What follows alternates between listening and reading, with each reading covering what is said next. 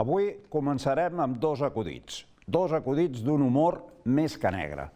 Avui al matí, Alfonso Fernández Mañueco ha estat investit president de Castella i Lleó. En el discurs de la sessió d'investidura ha dit: el acuerdo con Vox es beneficioso para mejorar la calidad democrática, remarco, la calidad democrática de la comunitat castellano-leonesa. Segon acudit, també força negre. El president Pere Aragonès, davant de la conflictiva reforma de la llei de política lingüística que convertiria el castellà també en llengua vehicular a l'escola, ha deixat anar. O regulem des del Parlament sobre el castellà a l'escola o regularà el Tribunal Superior de Justícia de Catalunya. És a dir, el condemnat a mort li diu al botxí: deixi'm, que jo mateix em posaré la soga al coll i ja estiraré ben fort, sempre em penjaré millor. Ara començo a entendre per què la Generalitat es presenta com a acusació en els judicis a independentistes. Clar, més val que ho fem directament nosaltres i no l'estat espanyol.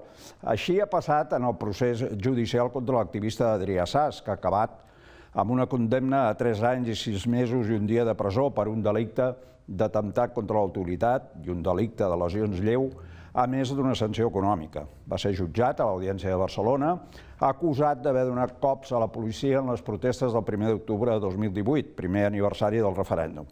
La Generalitat es va personar en el cas com a acusació particular i va demanar, atenció, 5 anys i mig de presó. També de notícia negra, molt negra, cal qualificar el cas de la Tamara Carrasco, absolta ja 2 vegades de l'acusació d'haver vulnerat l'article 559 del Codi Penal. Tot i aquestes 2 absolucions, Manuel Marchena, president del Tribunal Suprem espanyol, ha convocat un ple el 31 de maig, al qual estan convocats 16 magistrats.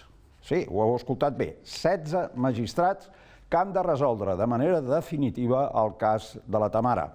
A més de Manuel Marchena, tindrem, entre altres, els ja tristament coneguts Pablo Llarena i Carme Lamela. En parlem tot seguit amb els nostres convidats. Som-hi, comencem.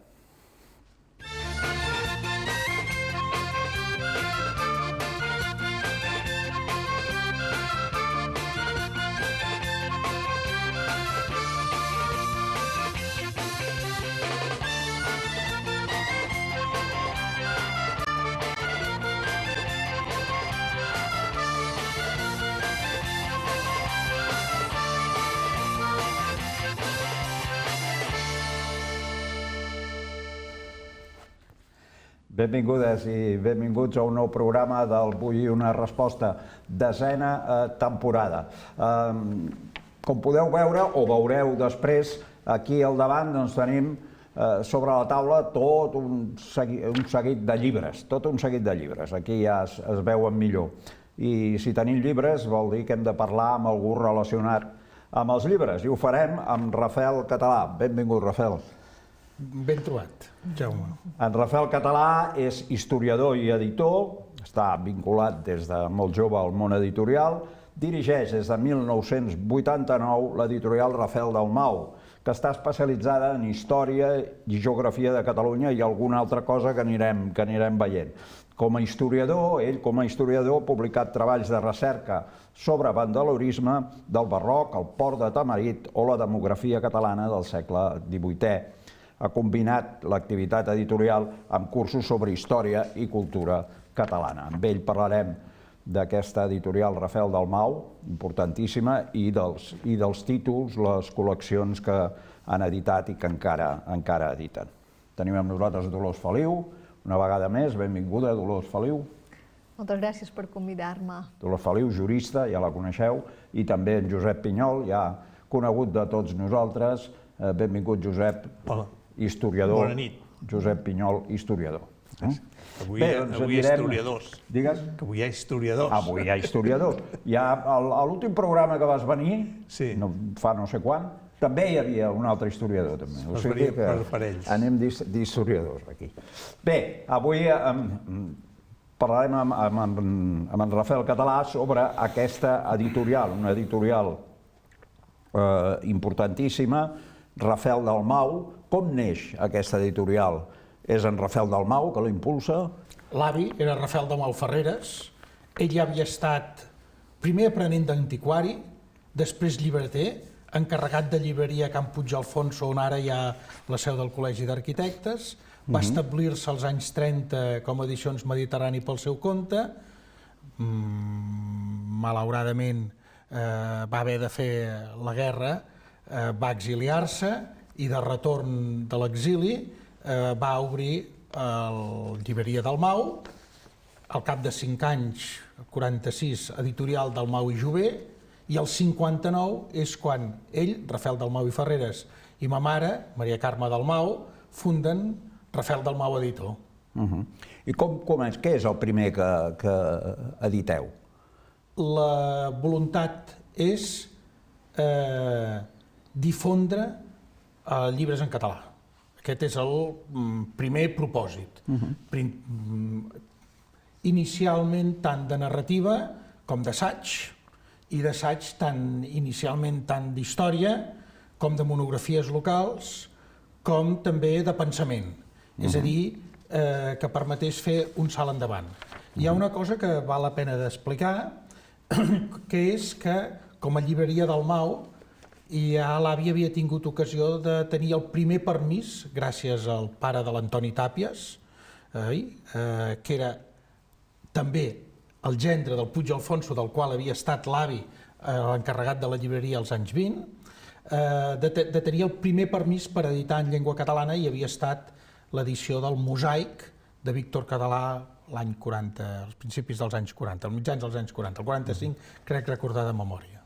Vosaltres teniu un fons editorial força ampli, no ho llegiré tot, però teniu des d'Atles dels comtats de la Catalunya, Carolíngia, ara en veurem algun llibre aquí, Els castells catalans, la història militar de Catalunya.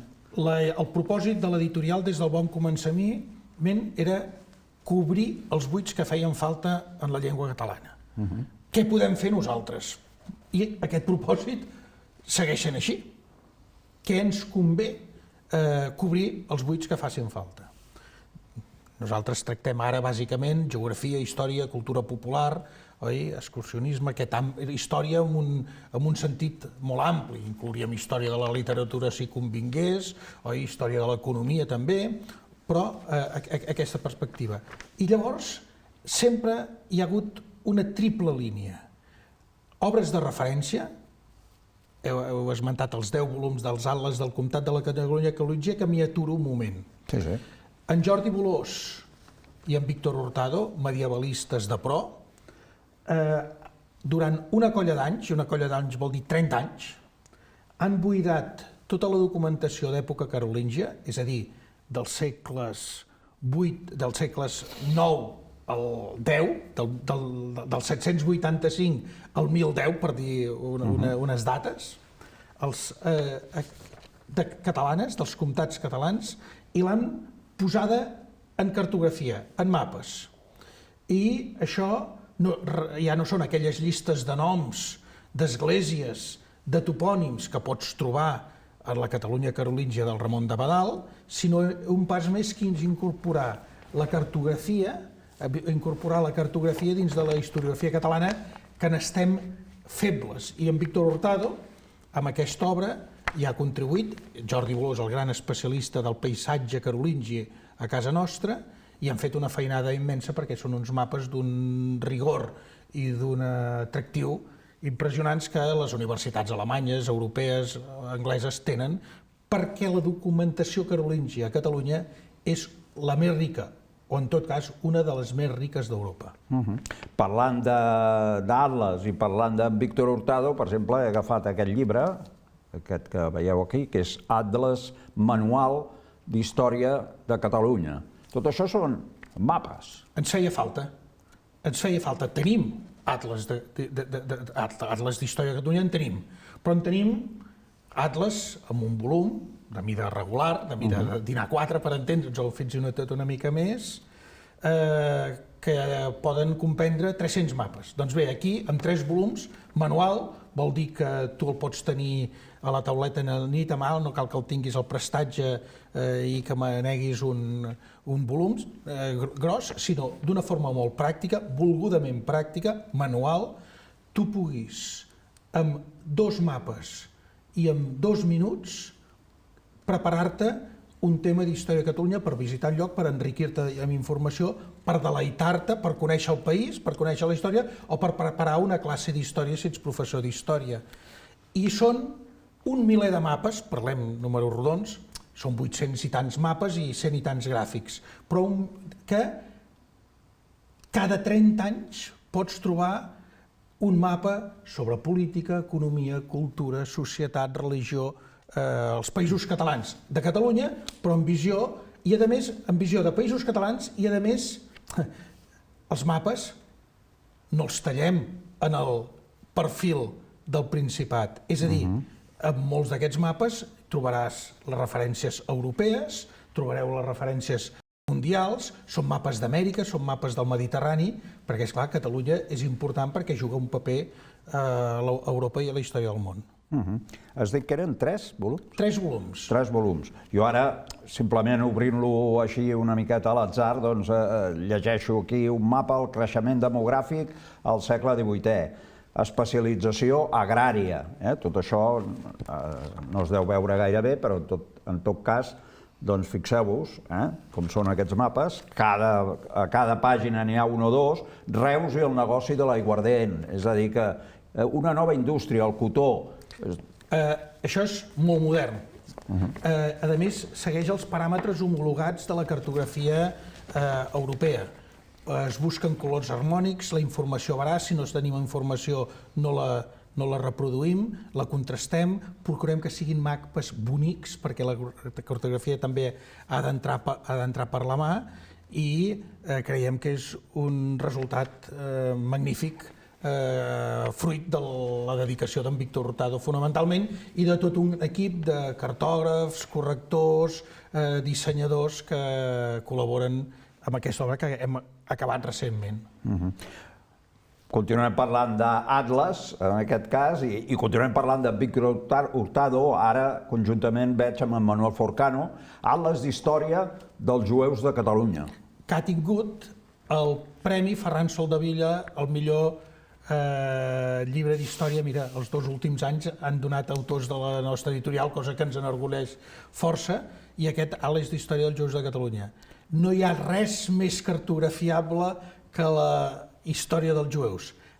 On van ser a Catalunya, on tenien calls, on eren els james que no estaven tancats a les poblacions i, per tant, que no eren calls, quina diàspora van tenir, com van ser expulsats, com van rebre els avalots, l'impacte de la pesta negra i dels avalots, per exemple. És a dir, és una història trista, més aviat. Però també com van tornar a finals del segle XIX i a principis del XX, primer a Perpinyà, després a Barcelona, i ara aquests jueus que hi ha a Catalunya, jueus catalans, ja no són aquells jueus que sí que eren catalans de segles, sinó que són vinguts recentment d'altres procedències. Sí, aquí veiem els jueus de l'Ebre, Alcanyís i Móra d'Ebre, Falset, Valls, l'Arboç i Vilafranca del Penedès, Berga, Solsona, Manresa, Vic, és a dir, exhaustiu. A més, a part de la cartografia, tant en l'Atles Manual d'Història de Catalunya com en l'Atles dels Comtats de la Catalunya Carolíngia com en l'Atles dels Jueus, hi ha la part d'història de la part política social i la història cultural. Tenim grans personatges d'origen jueu, catalans, que van tenir un paper rellevant en la cartografia com a traductors, com a financers, com a matemàtics, com a religiosos, científics. Una de les col·leccions que teniu, potser la més prolífica pel que fa a títols, és episodis de la història. Episodis de la història, estem ara, m'ha semblat veure, el 373, oi? Just. L'últim 373. Com comença aquesta col·lecció?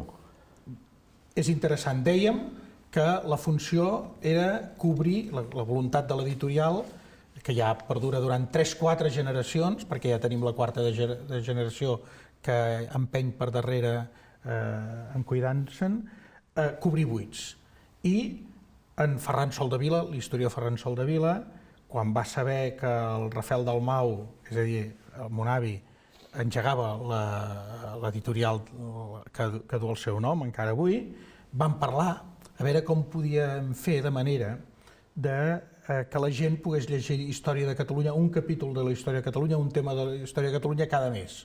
Ell tenia, el Ferran Soldevila, tenia la idea de fer una revista d'història com la que, per exemple, els Annals feien a França, posem per cas, amb una idea de la categoria de la revista de Catalunya o de la revista Mirador abans de la guerra, de gran rigor, de gran presentació, però no li deixaven fer plenament en català. Havies de fer una part de les revistes, havien de ser en castellà. Parlem de finals dels anys 50, principis dels 60. I aleshores la pensada que van tenir a partir d'aquesta idea del Ferran Soldevila, l'avi, el Rafael Dalmau Ferreres, li va proposar, escolta'm, fem un llibret que tingui 64 pàgines, ara volten al centenar, però la idea és la mateixa, i que surti cada mes, de tal manera que la gent pugui llegir les unions dels nobles i el rei de Punyalet, el desafiament de Pere Gran amb Carles d'Anjou, com Catalunya s'obrí el món 1000 anys enrere, la revolució social dels remenses, l'expedició dels almogàvers. Dic 5 títols dels primers per fer-nos l'efecte de que en un moment en què no s'estudiava Història de Catalunya a les escoles, en què la cultura catalana era perseguida tant com podia ser possible per minoritzar-la, si no per fer-la desaparèixer, sí per minoritzar-la i fer-la residual i anecdòtica, hi havia algú que intentava normalitzar-lo amb el rigor i amb la normalitat també comercial, doncs amb els episodis de la història. I va caldre obtenir un gruix de subscriptors a través del compromís de les llibreries, de corredors que ho venien particularment, de les entitats, no sé, el Centre de Lectura de Reus, els estudis universitaris, la gent que havia estat del CATSI, amb aquestes connexions de taló de fons de l'associacionisme es va aconseguir un volum suficient de subscriptors perquè la col·lecció tirés endavant i mira, han passat des del gener del 60 que es va fundar fins ara 62 anys que el podem mantenir ja amb una altra perspectiva però amb les mateixes idees. Sabeu quin és l'episodi més venut? Sí. Perquè de 373 trobar el més venut? N'hi ha dos que són dels més venuts i fixem-nos. El Guerriller Carrasclet, d'en Josep Iglesias. Josep Iglesias i Fort, atenció, gran personatge, un dels ponents de la divisió comarcal de l'any 36 a Catalunya, un gran autor també de la casa que va dirigir una obra amb 2 volums que és l'Enciclopèdia de l'Excursionisme, als anys 60, un gran literat també. Si mai a algú li cau a les mans un llibre del Josep Iglesias que agafi temps, que el llegeixi, tornarà 50 o 60 anys darrere, però, com dirien a Reus, xalarà, perquè és un gran autor.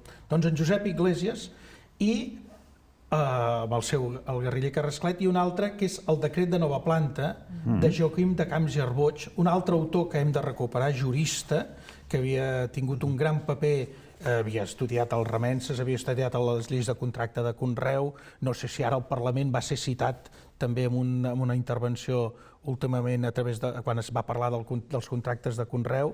Fantàstic. En Camps i Arbotx és un personatge a recuperar, però un dels seus llibres és aquest, del Decret de Nova Planta. I en diré un tercer, del pare Batllori, Ramon Llull i el món del seu temps.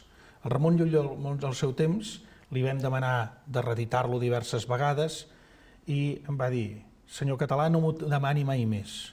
Vostè té sempre la meva autorització perpètua per reeditar el Ramon Llull, perquè gràcies a una col·lecció com aquestes, els principals especialistes actuals de Ramon Llull d'arreu del món s'han introduït amb la seva figura perquè té una voluntat de rigor i didàctica al mateix temps que permet entrar als personatges i a la història de Catalunya. I per tant, això és un dels homenatges que més grans ens podia fer un personatge rellevant de la historiografia catalana com en pare Batllori. I aquí tinc en Rafael Català, ens ha portat els 3 darrers, diguem-ne, els 3 darrers episodis de la història. Tenim aquest, la immigració occitana a la Catalunya moderna, important aquesta immigració occitana. Bàsica. Ja saps que vam comentar que jo em dic Marfany i el meu nom, que sempre em diuen és molt català, sempre dic no senyor, és occità. Vull dir, per tant, dec venir d'aquesta immigració, segurament. Hem de pensar que una de les bases de la reviscolada demogràfica a Catalunya, quan parlem d'història, societat i política a Catalunya, hauríem de parlar de demografia, hauríem de saber parlar de demografia, que és la base, la gent. Doncs el paper dels occitans, un 10% de la població masculina entre el 1550 i el 1700 tenia origen occità, efectivament. Després tenim aquest, per la pàtria i la llibertat, i per la llibertat, per la pàtria i per la llibertat, que és un recull de textos de nosaltres sols. Això el presenteu, em sembla, el dia 20, el 20 d'abril. Al Museu d'Història de Catalunya, el dia 20, farem la presentació. És un text que hem volgut recuperar, d'acord també amb la Fundació Reixida, que està impulsant la celebració de l'aniversari de Nosaltres Sols, i Rafael Dalmau Ferreres havia fet part, havia estat el subdirector de Nosaltres Sols com a setmanari, com a revista, i són textos probablement de Daniel Cardona, alguns, si no tots majoritàriament, en tot cas supervisats per en Daniel Cardona, el gran líder de l'independentisme català, juntament amb Francesc Macià, el primer terç, els primers 40 anys del segle, i podríem afegir-hi en Martí Julià també, doncs Daniel Cardona, i Nosaltres Sols té pocs textos doctrinaris, era gent d'acció més que de reflexió, però sí que van voler sortir a la palestra ideològica quan emergia el feixisme, per fer un text antifeixista. És un text antifeixista de Nosaltres Sols que explicita la diferència entre el nacionalfeixisme i el nacionalisme alliberador. I en Daniel Cardona i tota la gent de Nosaltres Sols s'alineen amb el nacionalisme alliberador, que d'altra banda era el moviment que havia sorgit de la Societat de Nacions i els punts del president Wilson després de la Primera Guerra Mundial. I el darrer seria aquest, Notícies de la Revolució Francesa i lo català republicà de 1794. D'en Jordi Llimargues. L'anterior, ja he dit que per la Pàtria i la Llibertat té un text introductori de l'historiador Fermí Roviralta, i aquest sobre la notícia de la Revolució Francesa és interessant perquè ens explica com en el context de la Revolució Francesa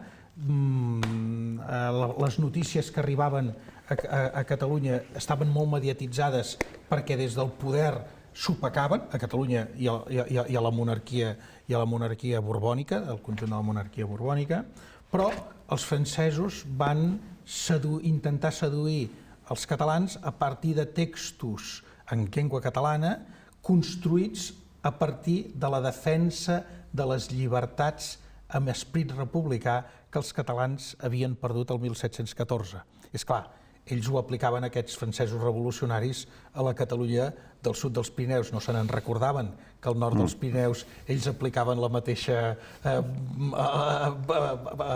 el bastó, oi? Sí. El xarop de bastó. I ja per anar acabant, Rafael, perquè veiem que és molt variat, doncs, per exemple, també heu editat aquests cançons per ensenyar i aprendre. Això surt de tot això que hem estat parlant. Perquè és una col·lecció d'etnomusicologia.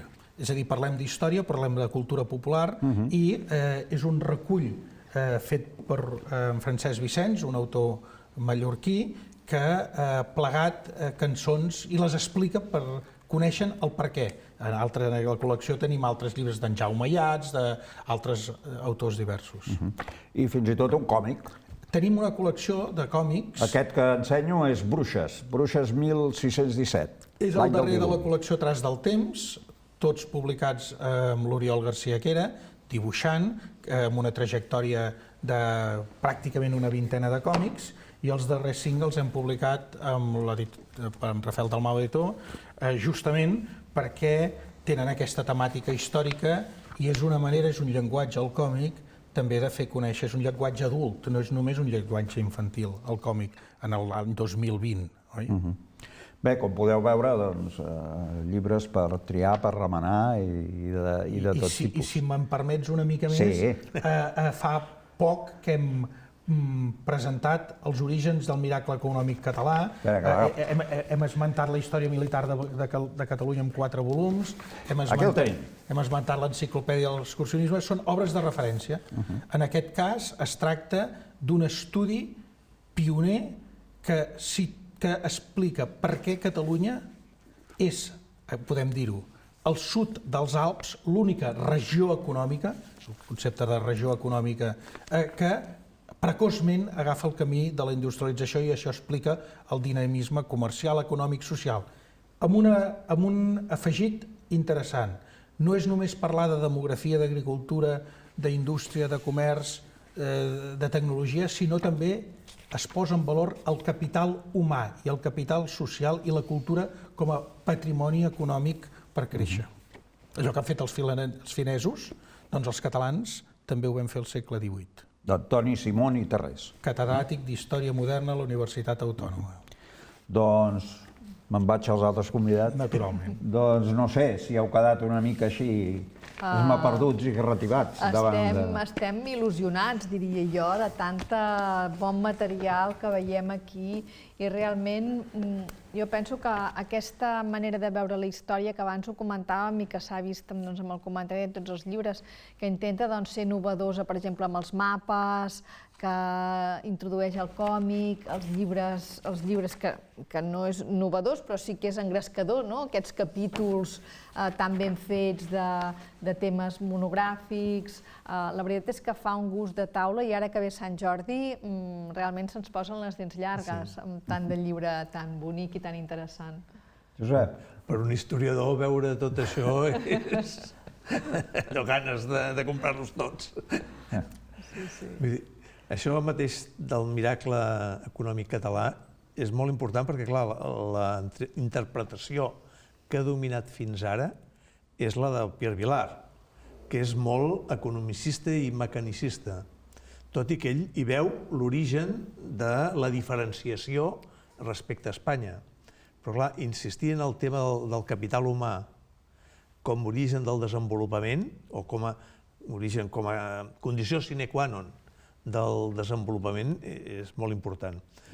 Amb en Pierre Vilar, a part de la seva fama, justificada, merescuda, cal agrair-li una cosa important, que és que va desfer el mite que la historiografia cavernícola espanyola tractava d'imposar, en el sentit que va ser gràcies al reformisme borbònic i al cadastre que va prosperar a Catalunya.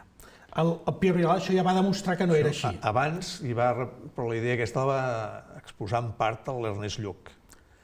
I això ja ens aniríem. Per això dic que el Pierre Vilar és molt anterior al l'Ernest Lluch. Molt anterior. Però encara hi ha historiadors, anem a dir, agafats a les arrels de la corona, que encara que caminin amb l'esquerra, que estiguin defensant això, i això que el Pierre Vilar va demostrar i que li van fer cas quan van voler i quan no van voler no li van fer cas, doncs ara l'Antoni Simón fa un pas molt més enllà.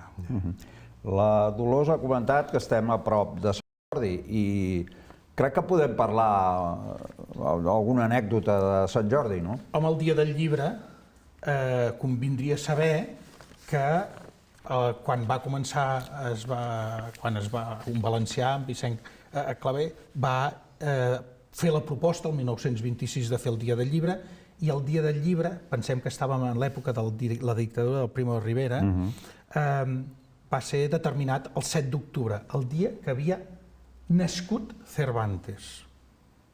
Però a Madrid va agafar un caràcter més protocolar i institucional, i a Catalunya de seguida va haver-hi la part comercial i els llibreters van sortir al carrer.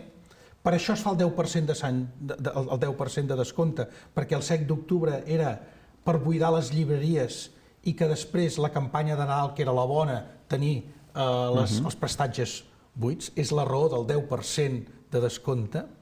I aleshores, però això no va funcionar perquè plovia a la tardor, doncs a Catalunya plou. Mala època. Llavors va haver-hi uns quants llibreters i editors catalans audaços, entre els quals en Rafael Dalmau Ferreres, no només ni principalment, però també, que van dir, escolteu, i si parlem de l'any 1930, és a dir, l'Alfons XIII encara rondava manava massa. I aleshores vet aquí que van proposar, perquè si en lloc de fer-ho el dia que va néixer Cervantes, no ho fem el dia que va morir Cervantes? Bona pensada, provem-ho. És clar, aquesta gent catalanista, ben formada i culta, sabien que el dia que havia mort Cervantes era el dia de Sant Jordi. Era el dia de la Rosa, era el patró de Catalunya. La cultura de les institucions va quedar retratada i, a més, es va aconseguir que el 1930, fixeu-vos, el 14 d'abril del 31 es proclama la República i el 23 d'abril la gent tota surt al carrer per celebrar el Dia del Llibre, la Rosa, el patró de Catalunya, i amb el valor d'aquell noucentisme creatiu progressista de la gent dels anys 30, la pedagogia moderna va fer que les escoles se celebrés el Dia del Llibre, que això fos vist com una festa de la llibertat i la festa de la cultura. I de seguida va arrelar, i el franquisme no ho va poder aturar. Molt bé, molt interessant. Canviem una mica de tema i parlem una mica d'aquesta proposta de reforma de la llei de política lingüística. No es canvia de tema, es continua el mateix tema. Si no hi ha res que ho impedeixi, el 26 d'abril s'ha de votar al Parlament aquesta proposta de llei que, recordem, fa que, diguem-ne, que la llengua castellana passi a ser també llengua vehicular de l'escola. Més enllà també de deixar-ho tot el projecte, diguem-ne, lingüístic que tingui cada centre, etc. Hi ha hagut, evidentment, això es va intentar fer entrar molt ràpidament, sense consultar-ho amb ningú, només els 4 partits que ho van, diguem-ne, pactar. Hi va haver, evidentment, un clamor immens que va portar fins i tot a jornada de vaga, fins i tot a manifestacions, etc. Com ho veieu, això, aquest tema? A veure, em sembla que no està acabat el tema. El 26 hi ha una convocatòria de manifestació davant del Parlament per intentar que la gent es manifesti i aturi aquesta iniciativa de reforma de la llei de política lingüística. Jo ara, sentint en Rafael, pensava que necessitaríem així de bones idees, no? Que en un moment en què de vegades hi ha esperit i tal, doncs necessitem de bones idees. I precisament ara sembla que estem en contradirecció, que tenim unes idees que ens porten a assolir la submissió i a fer cas de la repressió. Com deies molt bé a la presentació, el fet d'incloure l'ensenyament del castellà en la llei de política lingüística en realitat és un pas enrere que tampoc ni tan sols jo crec que és molt discutible que ajudi a executar la sentència que el Tribunal Superior de Justícia ha posat d'un 25% d'ensenyament en castellà. Veurem a veure què diu el Tribunal Superior de Justícia, però no està clar que ho accepti com a execució i, en canvi, suposa un pas enrere de la nostra regulació de política lingüística, que és basal, que és el primer nivell de la nostra regulació transversal, doncs difícil després de tirar enrere. Evidentment, jo crec que si hi havia un pacte nacional per la llengua que s'havia començat a posar en marxa just fa molt poc, fa uns mesos, no sé ni si fa mesos, potser un mes i poc, doncs jo crec que aquest era el marc com per pensar a veure quina era la reacció social davant d'aquesta sentència del Tribunal Superior de Justícia de Catalunya i aquest capteniment. I aquestes decisions fetes pels partits sense compartir, ara diuen que sí comparteixen, però efectivament, com deies, tenen una data també perquè es passi pel Parlament. Tot això efectivament no pot portar a bon port en un moment de tanta repressió. I on el català efectivament està en regressió i és el punt nuclear, és el cor, diguem, de vegades de la nostra societat, l'espina dorsal, diuen de vegades, la columna vertebral, el moll de l'os de la nostra societat. I realment molt preocupant. De fet, ara passo, Josep, de fet hi ha hagut personalitats que s'hi han mostrat en contra. Darrerament la Carme Laura Gil, que havia sigut consellera, doncs ho diu molt clar, diu enforteixen el castellà, debiliten el català i fan més dolorosa la repressió que patim. Josep? A mi el que més em sorprèn és que es pensin que amb això calmaran amb el Tribunal Superior de Justícia de Catalunya, perquè estan determinats a imposar per la força la sentència del Tribunal Constitucional sobre l'Estatut. El poble de Catalunya, amb l'oposició dels independentistes, va aprovar en referèndum la igualtat de les dues llengües. El Tribunal Constitucional, saltant-se la pròpia Constitució, que prohibeix que es canviï si no és pel mateix sistema en què s'ha aprovat, va dir que això era impossible, que el castellà és, com diu la Constitució, i és veritat, és la Constitució, diu que els espanyols tenen el dret i el deure de conèixer-lo, i el català només tenen el dret a conèixer-lo. Per tant, és el supremacisme de l'espanyol, el volen imposar per la força. Una fórmula que havia trobat a l'Estatut que es va aprovar en referèndum el 2006, que els independentismes no vam votar, però vam acceptar, perquè acceptem la majoria del poble català, diu, estableix la igualtat, tindran els mateixos drets, català i castellà, per tant, tots dos seran dret i deure d'entendre els dos. El Tribunal Constitucional va dir que no, això era anticonstitucional, i d'aquí venen la sentència del Tribunal Superior de Justícia, i bé, davant d'això, el PSC, que hauria d'estar el més interessat en defensar la reforma que ell va impulsar, és el que acata, va contra els seus votants, que ell va dir-los que votessin allò. I trenca aquest consens que hi havia. Parlen de consens. Quin consens hem d'haver? El consens és el que de moment ja ha aprovat pels ciutadans de Catalunya en referèndum. Aquest hauria de ser el punt de consens. Sí. I l'estan retrasant per què? Per por a les repressions del Tribunal Superior de Justícia de Catalunya, por al Tribunal Suprem i por al que jo en dic el TOC. El substitut del TOC ara és el TOC, el Tribunal d'Orden Constitucional. No sé si vols afegir alguna cosa sobre el tema. Naturalment, jo no he llegit el projecte i caldria llegir-ho per tenir un criteri, anem a dir, el màxim rigorós possible, però esclar, coneixem la història. I és evident que tot el que passa pel sedàs jurídic fa pensar que les armes dels militars de l'edat mitjana i de l'època moderna, els sabres i els arcabusos, ara avui són togues. I que sovint fa sospitar que els que apliquen la llei, no diem la justícia, els que apliquen la llei, ben aguit que aprofiten l'ocasió de la debilitat política de l'autonomia de fireta o no de fireta catalana per aprofundir la divisió del país en dues comunitats, que és el que en realitat temo que vulguin provar.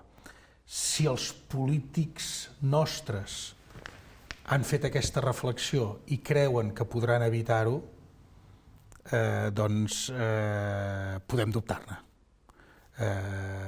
I aleshores, per això en genera més preguntes amb la gent que ho hagi de votar que no pas conviccions. Tenen la convicció de que defensaran la llengua? Tenen la convicció de que des del govern han fet, fan o faran les inspeccions corresponents, com sí que faran des del Tribunal Constitucional i tots els altres, per veure si s'està complint la immersió lingüística durant els últims 30 anys? Estan disposats a enviar inspectors? Nosaltres estem disposats a entendre que potser si es fes el 25% de les classes ara, abans d'aquesta llei, en castellà potser seria una bona solució perquè se n'està fent molt més i el govern nostre, el d'ara, el de l'anterior i l'anterior, no ha posat les inspeccions per aplicar la immersió lingüística amb totes les seves conseqüències. Aquestes febleses les seguirem tenint?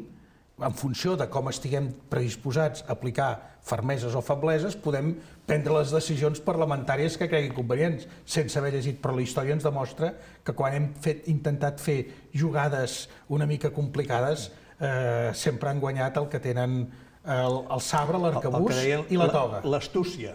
Sí, i jo també volia dir una cosa arran d'això, que pensem que el flamant ara president de Castella i Lleó, Mañueco, president Mañueco, acaba de dir també, per la seva aliança amb Vox, que acaba de sortir com per ser presidenciable, doncs també un dels punts precisament era aquests, si l'heu sentit, era perquè nosaltres no fem aliances amb els que fan que si els nens parlen en castellà, si els nens parlen en català, o sigui, el tema de la llengua és un punt no només de les togues, jo diria, sinó un punt de tota la filosofia de l'estat espanyol que té la idea de que efectivament s'ha de protegir el castellà a Catalunya, quan precisament aquí, a Catalunya, estem preocupats perquè realment estem catalogats com a llengua minoritària europea i sabem, nosaltres que vivim aquí, el perill que corre el català. I com deies ara molt bé, i aquest 25%, però el 75% del català.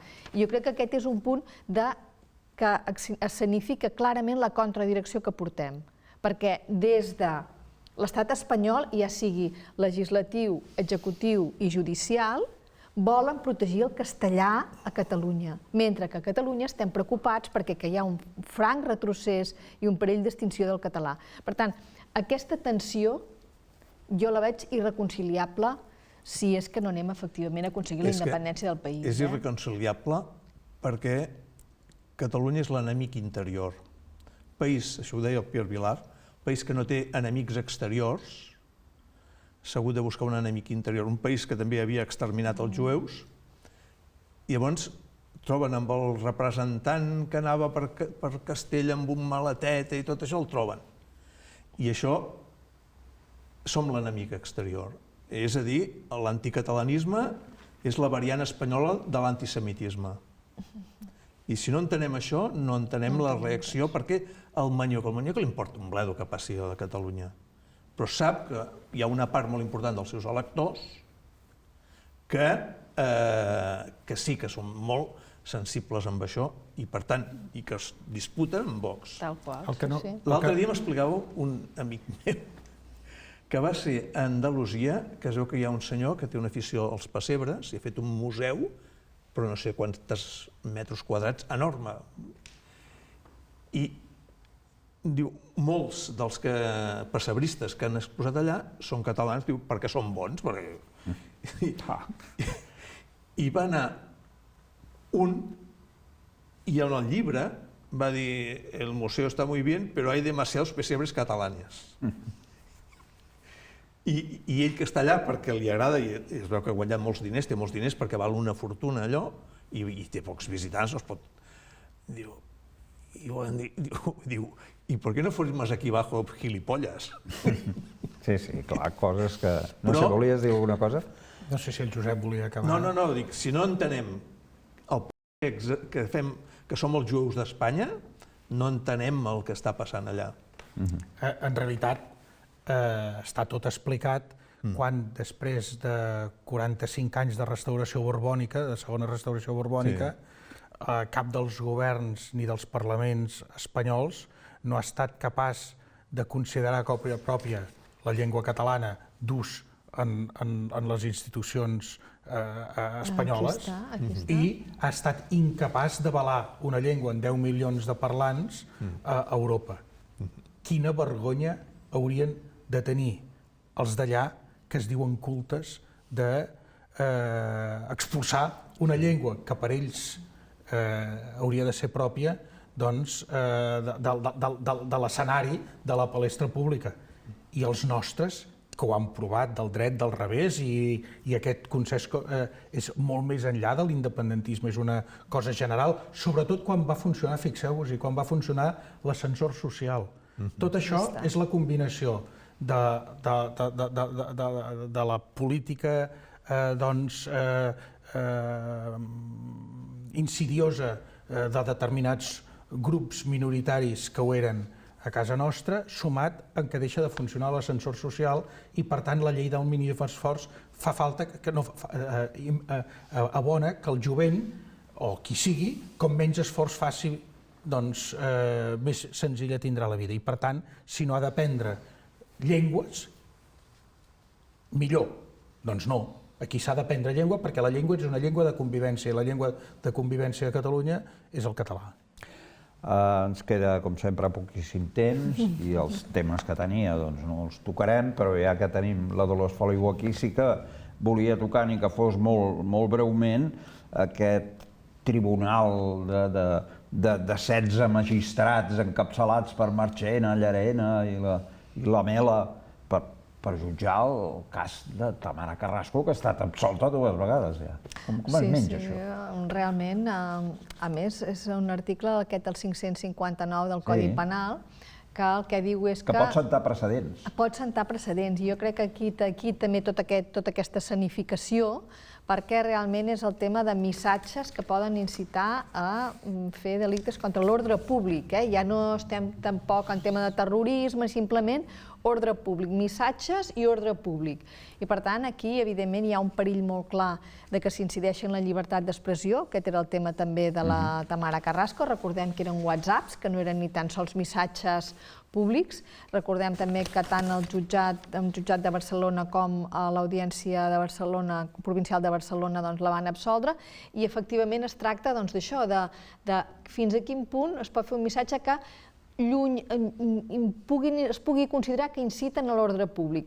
Recordem que la incitació a la violència i a l'odi, per exemple, des del principi als Estats Units, perquè no hi hagi aquesta vinculació i que afecti el dret fonamental a la llibertat d'expressió, es deia que la incitació a la violència havia de ser una institució que semblés imminent, o sigui, una institució perquè et puguin condemnar per incitació a la violència, la incitació ha de ser que ja immediatament hi pugui haver aldarulls i allò provoqui un foc. Imaginem-nos un missatge que pugui induir a incentivar que hi hagi un desordre públic, que són a més delictes, els de desordres públics, que són també delictes molt difícils de valorar quan hi ha també tema de manifestació, perquè també precisament també hi ha dret a la llibertat d'expressió en el seu vessant de reunió i manifestació. Per tant, tot plegat està molt a la línia dels drets fonamentals, tot el tema de Tamara Carrasco,